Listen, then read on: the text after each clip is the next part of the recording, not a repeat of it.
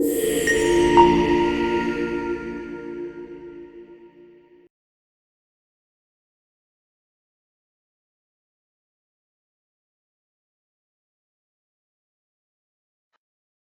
bien, bonjour à tous, bienvenue dans notre nouveau webinaire d'aujourd'hui consacré au composite et plus particulièrement à toutes les notions d'économie circulaire dans les composites. Aujourd'hui, ce webinaire est animé par Timothée Harvey, qui est chef de projet matériaux, chef de projet ACV et IPC, qui sera accompagné de Damien Giraud, chef de projet R&D et ACV Composite. Et puis Raphaël Croibier, chef de projet matériaux, pour nous parler des déchets composites. Donc en fait, ce webinaire se compose en 3 parties. La première partie sera animée par Timothée, qui va nous parler d'une action collective qui a pour objectif de développer un outil d'analyse de cycle de vie simplifié pour le domaine du composite. Timothée nous fera un état de tout ça. Et puis ensuite, on parlera de cartographie de déchets composites avec Raphaël, qui lance également un projet, une action pour identifier la nature et la quantité de déchets composites post-production. Et puis, la troisième partie, évidemment, elle est consacrée à vos questions. Les questions, vous pouvez les poser tout au long de ce webinaire dans la partie chat.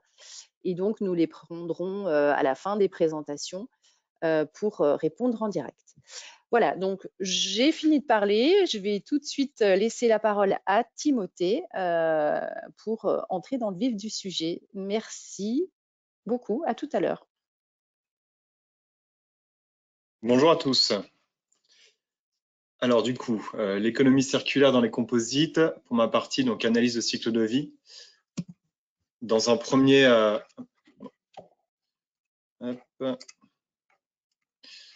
Donc, ça va se présenter comme suit.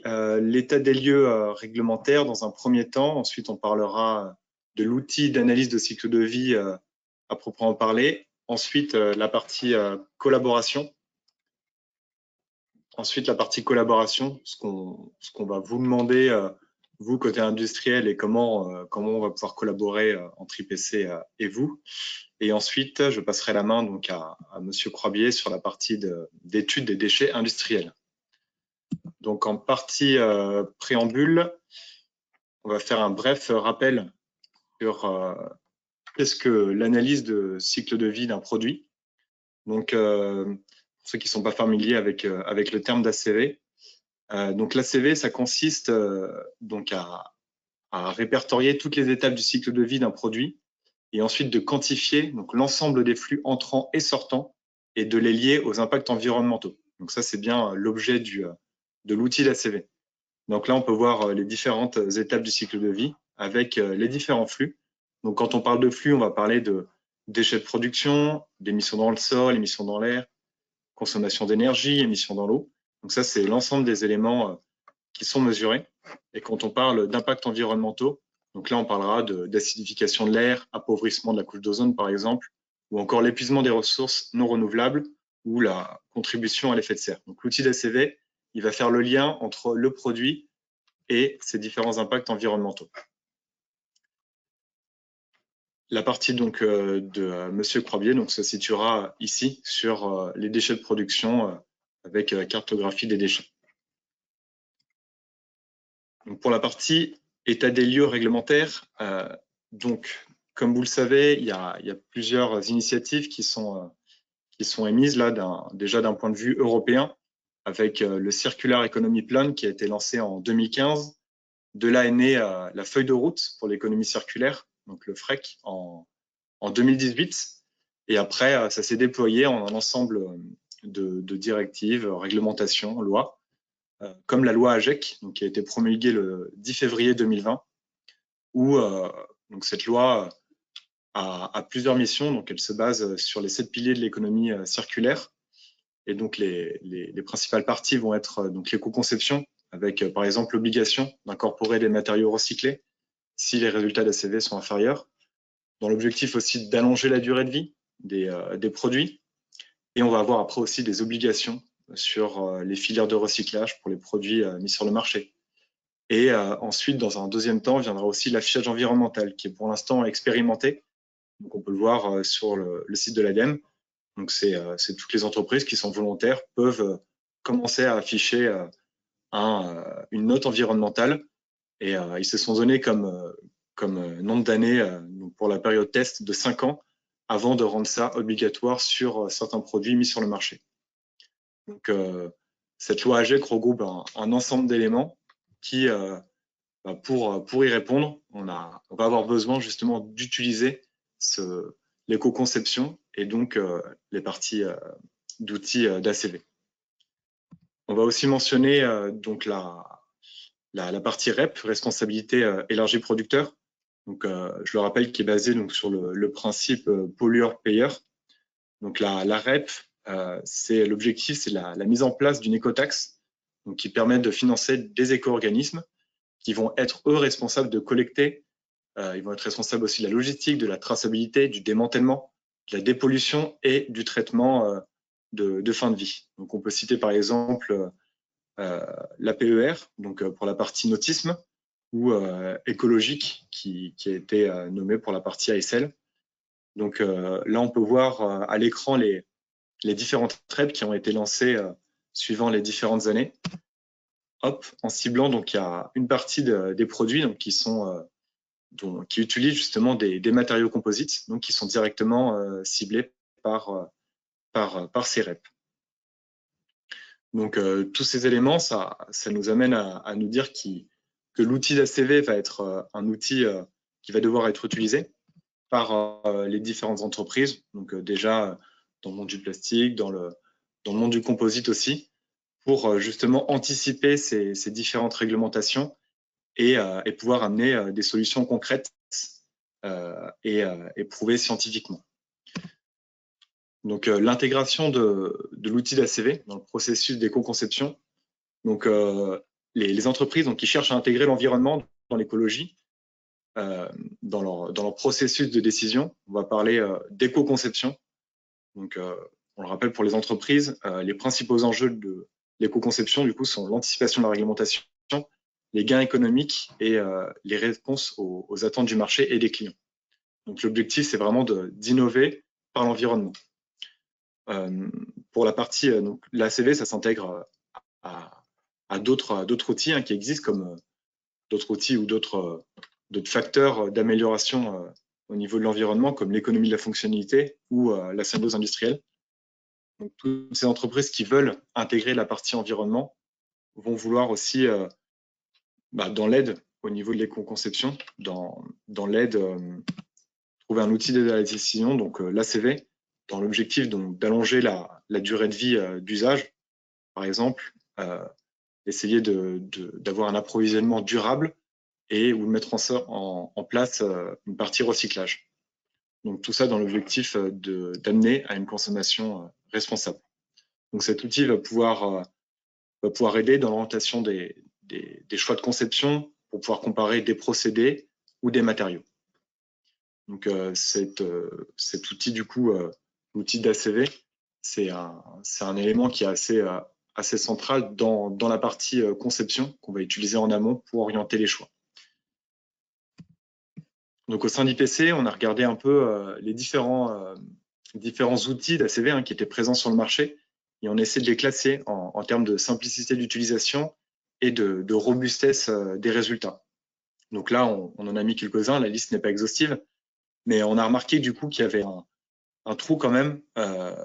On avait le choix soit avec des outils qui étaient assez simples, mais les résultats pas forcément robustes avec des bases de données qui sont pas très étoffées, en tout cas pour la partie composite, ou alors des outils qui ont besoin d'un niveau assez avancé et forcément pas mal d'entreprises qui n'ont pas de quoi se payer un spécialiste pour pouvoir faire justement ces analyses et du coup qui passent à côté de cette opportunité de créer des analyses de cycle de vie au sein de leur entreprise. Donc nous, l'objectif, c'était de mettre un outil qui était disponible au plus grand nombre avec donc des résultats fiables basés sur une base de données qui serait spécifique, en tout cas composite, dans la spécifique où on intégrerait d'autres matériaux et d'autres procédés, mais avec un focus sur la partie composite pour avoir une base de données la plus robuste possible. Donc forcément, après, il y aura des... Donc l'objectif, c'est de se placer là, un compromis donc, entre simplicité d'utilisation et fiabilité des résultats. Le point, donc, on aura forcément donc, des précisions de modélisation qui seront moins avancées que ce qu'on va pouvoir obtenir entre CIMAPRO et OpenLCA ou Gabi. Mais l'objectif, c'est vraiment d'avoir un outil qui soit simple d'utilisation avec des données qui soient vraiment issues du monde du composite. Donc, pour pouvoir réaliser un outil qui présente ces différents avantages, c'est là où on va devoir faire appel donc, justement à votre support pour pouvoir construire ensemble cette base de données. Donc, un outil d'ACV, c'est quoi? C'est un logiciel avec une base de données. Donc, pour l'instant, le logiciel, nous, on a une collaboration avec EVA, donc, qui développe le logiciel. IPC donc, va apporter directement la liste des besoins en termes justement de construction d'ACV. Et de l'autre côté, donc, il y a la construction de la base de données, donc, où là, c'est IPC donc, qui est leader sur cette partie-là, avec donc EVA pour l'intégration et la compatibilité avec le logiciel. Et après, nous, le but, c'est aussi de faire le lien avec les industriels pour avoir une base de données la plus complète possible. À titre d'exemple, là, on a déjà commencé à mesurer au sein des machines industrielles d'IPC pour la partie composite pour avoir des premières données. Et l'objectif, c'est d'avoir des données qui vont être moyennées de plusieurs entreprises pour avoir une base de données la plus robuste possible. Donc cette base de données, l'objectif, c'est bien d'avoir des données qui soient robustes, spécifiques au monde du composite, anonymes et moyennées. Donc IPC sera positionné sur la prise de mesure ainsi que la mise en forme des données. Donc le but, c'est de construire une base de données qui soit compatible avec le logiciel et pourquoi pas après qui soit partagé dans un deuxième temps. Mais l'objectif, c'est d'avoir une base de données qui soit solide et qui prenne en compte l'ensemble des procédés du monde du composite. Donc nous, ce qu'on demande après aux partenaires industriels, c'est un accès aux moyens de production pour pouvoir réaliser ces mesures, ou alors de partager des mesures qui sont déjà réalisées et du coup que nous, on pourrait intégrer dans notre base pour avoir quelque chose de le plus complet possible. Donc ces éléments, donc l'objectif après, c'est d'apporter un support pour l'analyse des données, parce que c'est bien d'avoir des données, mais après il faut savoir déjà quoi en faire et savoir les interpréter. Et un autre point qui sera issu justement de ces différentes mesures, on pourra aussi évaluer en parallèle une évaluation de la consommation d'énergie. Car au niveau des procédés, donc ça va être un des principaux facteurs de consommation de ressources qui sera la consommation d'énergie. Ensuite, donc, on s'est mis d'accord sur un bonus de participation avec 5 heures gratuites en support du logiciel pour toutes les entreprises qui participeront justement à cette aventure de construction de la base de données. Donc, au niveau de la planification, comment s'organise donc il y a un développement du logiciel, donc avec l'action collective qui est encore intégrable. Donc ce logiciel, il est en développement depuis janvier et il sera déjà mis en phase de test à partir de ce mois-ci au début juin. Donc pour une version qui sera composée de données qui sont déjà présentes sur le marché. Donc on ne parle pas encore des bases de données spécifiques composites. Donc, elle sera en test jusqu'à novembre 2022. Ensuite, nous, en parallèle, on construit justement cette base de données. Donc, à partir de juin, l'objectif, c'est d'enrichir au fur et à mesure cette base avec un ensemble de mesures pour pouvoir intégrer l'ensemble de ces éléments dans la version qui sortira en avril 2023. Donc, il va y avoir un développement en parallèle du logiciel et la construction de la base de données. Et donc, je vais terminer par rappeler donc succinctement les différentes étapes. Donc, le webinaire qui a lieu ce jour, hein, le 10 mai. On vous fera passer un bulletin d'adhésion pour vous proposer justement de rejoindre cette initiative et de se proposer pour pouvoir partager des mesures. Ensuite, des prises de mesures qui seront faites à partir de juin 2022 avec l'objectif donc d'intégrer ces mesures pour une version du logiciel qui sortirait en mars 2023. Donc c'est tout pour ma partie. Je vais passer la main à Monsieur Croibier pour la partie études déchets industriels. Merci à tous.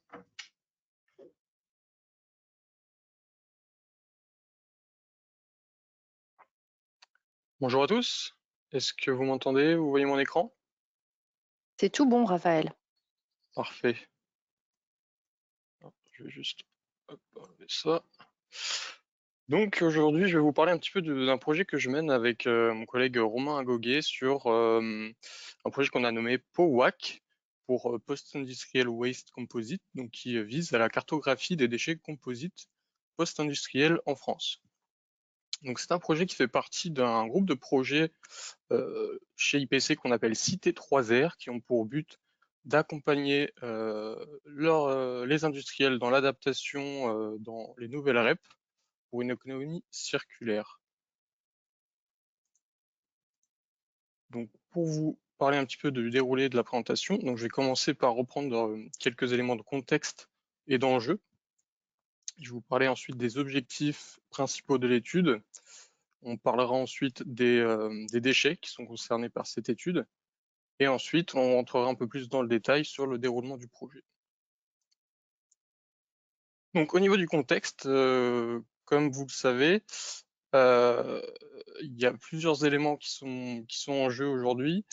Je me suis appuyé sur le livret grec, donc le guide pour le recyclage et l'éco-conception des composites, qui sera rendu très prochainement disponible sur le site de l'ADEME et d'IPC. Donc c'est le fruit d'une collaboration entre 3 centres techniques, le CETIM, le IFTH et le CTIPC, qui ont fait l'état des lieux de la filière composite au niveau des voies de valorisation des déchets, des impacts justement sur le cycle de vie des produits composites actuellement. Et donc voilà, il sera rendu très prochainement disponible. Donc je me suis appuyé sur ces éléments-là aujourd'hui.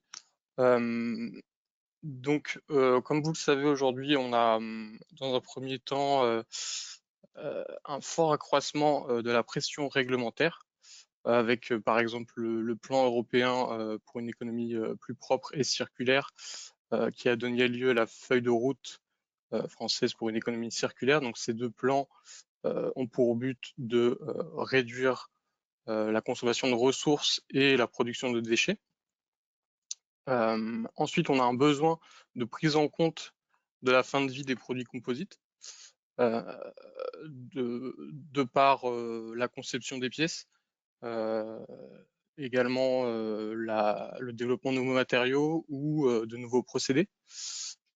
Et également, on a aujourd'hui la volonté des industriels du composite d'inscrire leur activité dans une dynamique d'économie circulaire et aussi de minimiser les externalités négatives relatives à leur production et à l'usage de leurs produits. Ça sont des enjeux assez importants aujourd'hui. Donc je vais vous parler un petit peu plus des déchets composites. Donc encore un élément issu du livret grec qui vous montre un petit peu les prochaines prévisions sur les gisements de déchets composites, donc hors aéronautique à l'échelle nationale d'ici 2040. Donc ces chiffres sont issus d'une étude avec des industriels adhérents de l'APR, Polivia et d'IPC. Donc je les remercie énormément pour leur contribution pour cette étude. Donc comme vous pouvez le voir, d'ici 2030, on aura un doublement de la quantité de déchets de produits composites dans ces filières. qui sont dus notamment à l'accroissement des produits en fin de vie, notamment dans la filière de l'éolien. Il y a une forte augmentation dans les prochaines années, et aussi du nautisme. Et comme vous pouvez le remarquer, on a à peu près 50%, plus de 50% des déchets qui proviennent du secteur industriel, d'où l'intérêt de cartographier, quantifier un petit peu ces déchets. Donc pour reprendre un petit peu le cycle de vie d'un déchet composite, nous, dans cette étude, on va s'intéresser vraiment à la partie en production, des déchets de production, qui proviennent soit des producteurs de renforts ou de matrices, des fabricants de semi-produits, ou alors, je pense surtout aux transformateurs de produits composites, où là, on aura à peu près un volume de 50%, comme je l'ai dit, de déchets sur la totalité des déchets. Donc, on pourra ensuite quantifier. Donc, ces chiffres, que vous voyez, sont issus de la filière uniquement du nautisme. Donc, aujourd'hui, on n'a pas de chiffres, on va dire, sur l'ensemble des filières, d'où l'intérêt du projet, justement d'aller compléter un petit peu ces données et préciser un petit peu les chiffres aujourd'hui sur les quantités de déchets et les voies de valorisation qui sont utilisées. Donc, de par aujourd'hui, on va dire la pression réglementaire et la saturation des sites d'enfouissement, aujourd'hui on estime qu'il y a 37% des déchets composites qui sont enfouis encore, donc c'est une part quand même encore assez importante. Et on a 63% des déchets du nautisme qui sont valorisés énergétiquement, donc avec le CSR par exemple. Et il reste une très faible part pour tout ce qui est recyclage, réemploi et réutilisation. D'où l'intérêt de voir un petit peu où sont ces déchets, quels sont ces déchets, et pour un petit peu identifier les voies de valorisation, donc nouvelles technologies qu'on pourrait employer justement pour recycler ces déchets. C'est l'objectif de ce projet. L'objectif de ce projet est d'identifier, de quantifier les gisements de déchets post-production sur l'ensemble du territoire métropolitain. Pour ce faire, on souhaiterait mettre en place des bennes dédiées à cette étude sur le site directement de l'entreprise de production. Donc à la suite de cette étude qui va durer 6 mois, IPC fournira un rapport qui sera rendu public sur les résultats de l'étude. Tout cela permettra d'identifier les flux de déchets composites post-production, à la fois de manière qualitative et aussi quantitative. Et aussi également sur les modes de traitement en fin de vie, donc les exutoires de ces déchets, pour voir un petit peu comment sont traités actuellement les déchets en fin de vie. Donc pour qui s'adresse ce projet? Donc toute entreprise transformateur du composite en France, et le projet démarrera très prochainement au mois de juin, donc le 13 juin, date prévue, sur une durée de 6 mois. Donc ce qui est attendu pour l'industriel adhérent qui souhaiterait participer au projet, ce sera de répondre à un questionnaire mensuel sur la collecte des déchets de sa production, d'abord. Ensuite, donc pour ce faire, il devra faire les démarches auprès de son prestataire habituel de déchets pour installer donc une nouvelle benne qui sera uniquement dédiée à l'étude de ce projet. Et donc, il devra gérer un petit peu les collectes mensuelles pour toute la durée du projet, et donc gérer des contraintes de logistique, de place, pour installer une nouvelle benne, pour planifier les collectes, et donc répondre au questionnaire. Donc en contrepartie, IPC, nous nous engageons à communiquer l'ensemble des résultats du projet aux participants de l'étude, et verser également un dédommagement forfaitaire aux bénéficiaires adhérents du projet. Donc à la fin du projet, on vous enverra un rapport qui sera d'abord remis aux participants de l'étude et qui sera ensuite rendu public à l'ensemble de la profession. toutes les données donc, seront bien sûr rendues anonymes. Donc les données de contact concernant chaque entreprise seront rendues anonymes. Donc ce rapport donnera des chiffres représentatifs le plus possible de la filière composite sur les gisements de déchets existants sur le territoire national. Et il donnera également des informations sur les exutoires des déchets, donc les modes de traitement en fin de vie actuels. Donc l'objectif, c'est de quantifier vos déchets post-production. Qu'est-ce qu'un déchet post-production? C'est un déchet tout simplement qui est issu de l'activité de production, donc tout type de déchets liés à la production. Donc, par exemple les rebuts, les chutes de production, les découpes de semi-produits de type renfort, les tests de production, par exemple en R&D, les consommables ou d'autres composants issus de vos pièces composites. Donc, pour simplifier un petit peu la compréhension, on a mis en place un cahier des charges déchets pour expliquer qu'est-ce qui est à mettre dans la benne et qu'est-ce qui ne l'est pas. Donc là, typiquement, vous pouvez voir un petit peu que donc, pour une pièce composite, on a des fibres et avec une matrice polymère, qu'elle soit thermodurcissable ou thermoplastique. Et également, on a tous les consommables qui vont nous être utiles pour la production, donc utilisés pour les différents procédés de production, comme des rubans adhésifs, des tuyaux, des bâches, ou des cartons ou tissus souillés pour la projection simultanée, par exemple. Et vous allez avoir d'autres composants comme des mousses polymères, des panneaux sandwich ou des inserts, par exemple. Donc, pour simplifier aussi visuellement, on a mis en place des petites images qui pourront être apposées par exemple sur la benne pour aider les opérateurs à comprendre ce qui est à mettre dans la benne pendant l'étude. Donc voilà, tout ce qui est pièces composites, les résines polymérisées donc à l'état solide et les fibres, et également donc les consommables que je viens de citer qui sont utilisés pendant la production. Et voilà, on pourra aussi préciser les déchets qui ne sont pas acceptés, ils ne sont pas quantifiés dans l'étude, donc les palettes, car les palettes sont issues de différentes productions, pas uniquement la production des composites. Les déchets dangereux qui, eux, sont pris en charge par une collecte spécifique, les déchets diffus, et les fûts, donc tout ce qui est fût de colle, peinture, solvant, gel coat, ou les résines non polymérisées, donc à l'état encore liquide. Donc ceux-ci ne seront pas collectés dans la benne.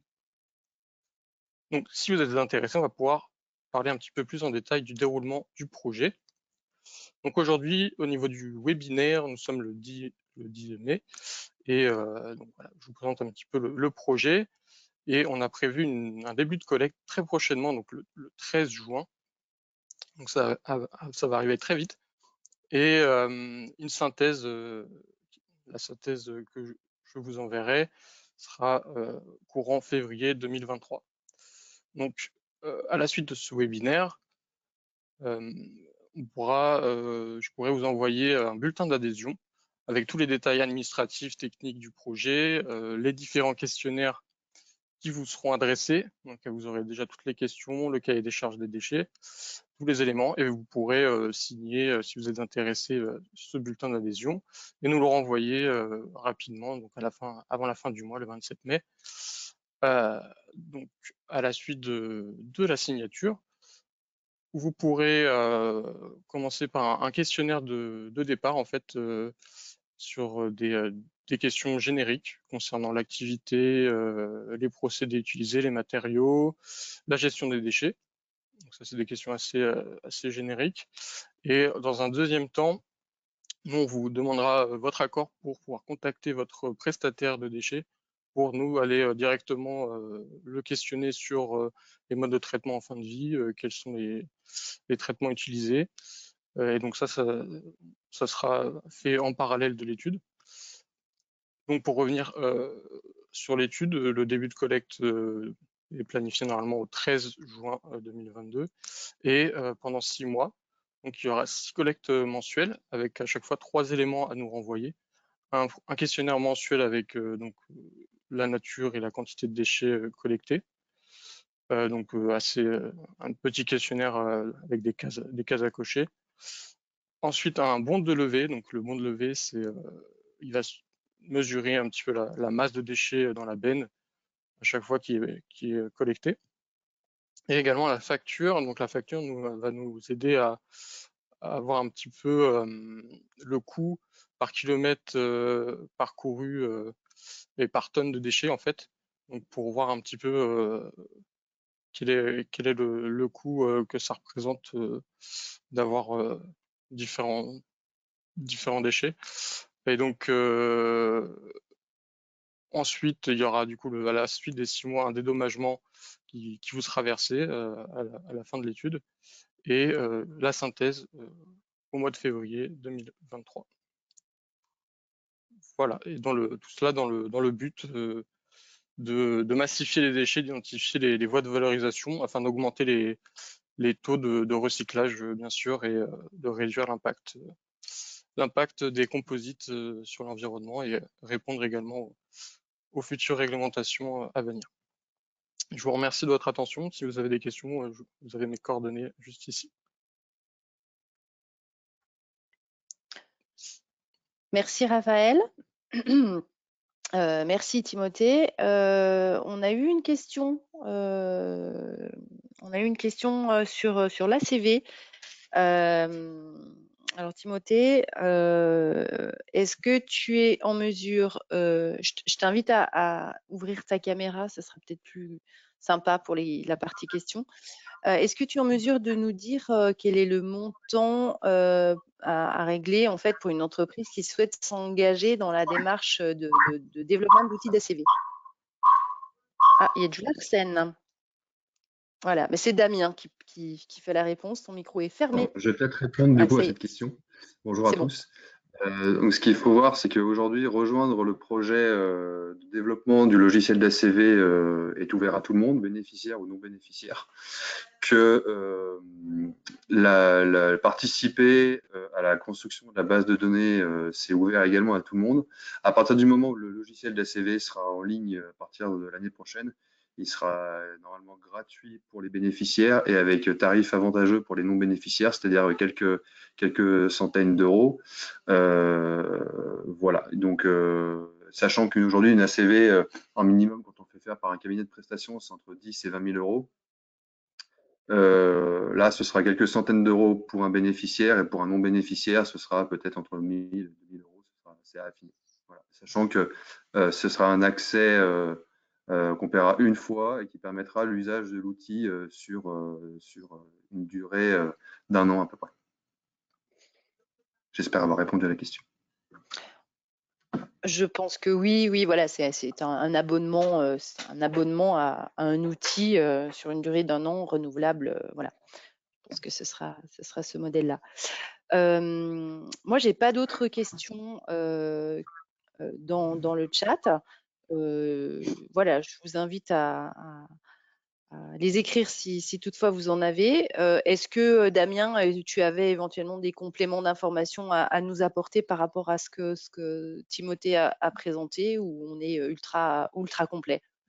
Bon, on est très complet. Enfin, je referai une piqûre de rappel en disant que demain, les démarches d'évaluer au niveau environnemental le développement d'un outil, un changement de matière, une amélioration process sera incontournable, puisque les réglementations les entreprises sont attendues au détour des réglementations par rapport aux impacts environnementaux de leurs activités.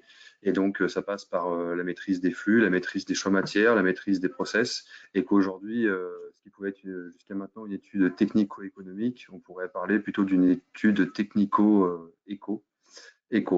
Voilà, avec la partie technique, économique et écologique. Ok. Alors, ce qu'on n'a pas précisé, c'est que vous pouvez télécharger le bulletin d'inscription pour les projets qui ont été présentés ici, hein, pour les internautes qui nous regardent. Vous avez un petit onglet qui s'appelle documents à distribuer, donc il vous suffit de cliquer dessus et vous pouvez télécharger le bulletin d'inscription et nous le renvoyer par email, donc aux personnes concernées. Les emails sont spécifiés dessus, et je vois qu'une nouvelle question est arrivée. Alors, comment traitez-vous les données confidentielles? Oui, alors c'est une très bonne question. Timothée l'a présenté tout à l'heure. Nous, aujourd'hui, ce qu'il faut voir, c'est que par exemple, pour construire une donnée relative à l'injection RTM, Resin Transfer Molding, aujourd'hui, pour constituer une donnée, on est obligé de faire 3 mesures issues de 3 sources différentes. Et c'est ces 3 mesures-là qu'on va moyenner entre elles qui vont constituer la donnée qu'on va utiliser dans le logiciel. Donc, c'est-à-dire que déjà, les entreprises qui mettraient leurs moyens à disposition pour qu'on collecte une donnée parmi les 3 qui seront moyennées, il y a des contrats de confidentialité qui peuvent driver cette collaboration, mais après, en aucun cas, dans la donnée qui sera mise à disposition dans le logiciel utilisable de tous, sera notifié dans la donnée que telle ou telle entreprise a contribué à l'élaboration de cette donnée. La démarche, il y a l'anonymat qui restera, rien ne transpirera derrière la donnée par rapport à ça. D'accord. Alors, une autre question, cette fois-ci. Donc, une personne nous dit qu'il ne semble pas avoir entendu le terme de sous-produit. Est-ce qu'on a quelque chose concernant le réemploi? Alors, en ce qui concerne le réemploi aujourd'hui, ce qu'il faut voir, c'est qu'on a d'autres sujets à IPC qu'on traite, notamment c'est soutenir un petit peu les futurs REP qui verraient, qui traiteraient en fait dans leur flux des déchets composites. On souhaite faire une distinction entre ce qui est collecté, de ce qui est recyclé, de ce qui est revalorisé, de ce qui est réutilisé, donc en fonction des gisements. Donc des travaux sont en cours là-dessus. Après, si on pense plus directement à la partie déchets, peut-être que Raphaël, tu peux compléter.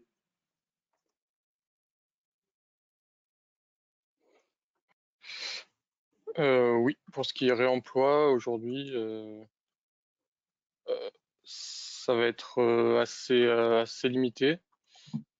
Mais oui, on est dans notre questionnaire, on va essayer d'avoir le maximum d'informations sur la gestion des déchets actuels.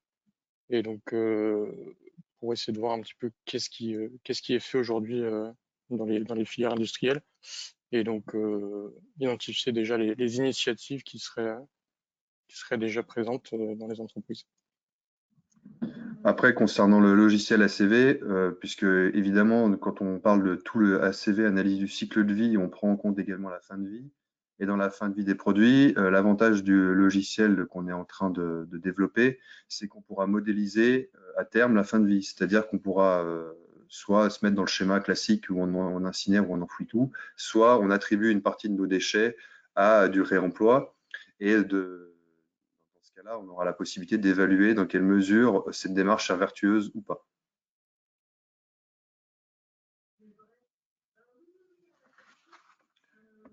Bien, je ne vois pas d'autres questions pour l'instant. Donc, alors, il est toujours possible de poser vos questions par la suite par email, hein, bien entendu. Pour information, pour les personnes qui nous ont suivis aujourd'hui, vous allez recevoir dans les jours qui viennent un email vous permettant d'accéder au replay. Si toutefois vous voulez le partager en fait avec vos collaborateurs ou collègues pour réfléchir en interne avant de vous lancer et de vous inscrire et de participer à ces actions. Donc, pour moi, nous avons fini les présentations. Est-ce que vous avez d'autres choses à ajouter avant de fermer ce webinaire? Raphaël, je te laisse. Le mot de la fin. Pour ma part, c'est bon. De toute façon, l'essentiel a été dit. Après, s'il y a besoin de plus de précision, il y a le bulletin d'adhésion et puis peut-être que les contacts seront fournis. Oui, tout à fait. OK. Ah, alors, je vois qu'une question arrive, dernière minute. Non, mais c'est un remerciement. Donc, merci à vous de nous avoir suivis. Merci beaucoup, merci pour ces présentations et n'hésitez pas à revenir vers nous si vous avez d'autres questions et si vous souhaitez recevoir le bulletin d'inscription. Très bonne journée et à très bientôt. Bonne journée tout le monde. Merci à vous. Merci à tous. Merci à vous. Merci. Au revoir. Au revoir.